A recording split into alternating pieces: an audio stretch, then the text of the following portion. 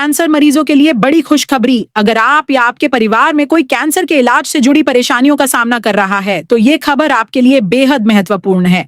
सोनीपत के मणिपाल जीविका cancer hospital ने मरीजों को बड़ी राहत देते हुए अब हरियाणा सरकार पैनल और CGHS पैनल की सुविधा भी शुरू कर दी है।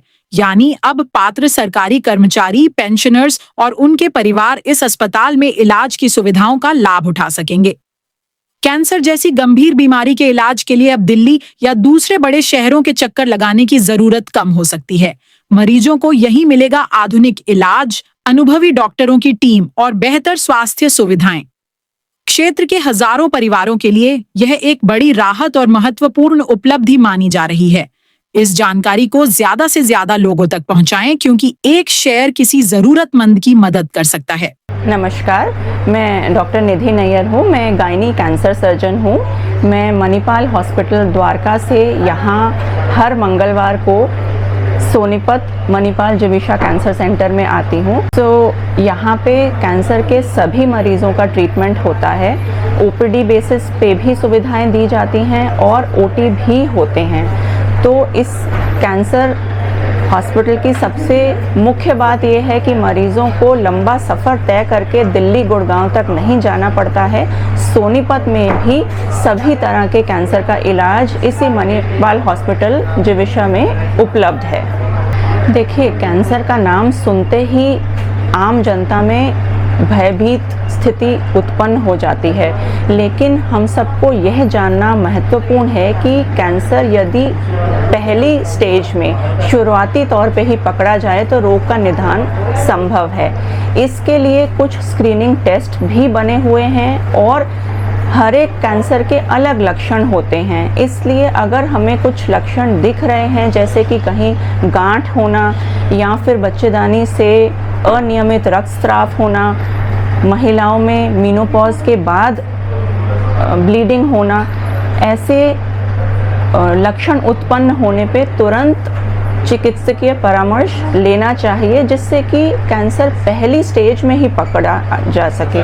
और अगर रोग पहले स्टेज में ही पकड़ा जा सके तो क्योर की संभावना होती है। जी हाँ, चूँकि मैं गायनी कैंसर विशेषज्ञ हूँ तो स्पेशल रूप से मैं महिलाओं को यह बताना चाहूँगी कि महिलाओं में first most common cancer breast cancer है और second most common cancer cervical cancer है, यानी बच्चेदानी के मुंह का कैंसर है। और सर्वाइकल कैंसर के बारे में सबसे अच्छी बात यह है कि उसका स्क्रीनिंग टेस्ट और वैक्सीनेशन दोनों ही अवेलेबल है। स्क्रीनिंग के लिए जो टेस्ट है, पैप स्मीयर टेस्ट, वो OPD बेसिस पे ही होता है, जो कि पेनलेस टेस्ट है। OPD में हो सकता है, उसमें दर्द नहीं होता है। तो हर शादीशुदा महिला को 21 साल से 65 साल की उम्र में ये टेस्ट स्क्रीनिंग के तौर पे कराना चाहिए। और HPV के अगेंस्ट वैक्सीन भी उपलब्ध है, जो मणिपाल जीविका कैंसर सेंटर में ही लगाई जा सकती है। यह वैक्सीन ना सिर्फ फीमेल्स को बल्कि लड़कों को भी ये वैक्सीन दी जानी चाहिए। इसी प्रकार ब्रेस्ट के लिए भी मैमोग्राफी और अल्ट्रासाउंड जैसी सुविधाएं हमारे हॉस्पिटल में उपलब्ध हैं।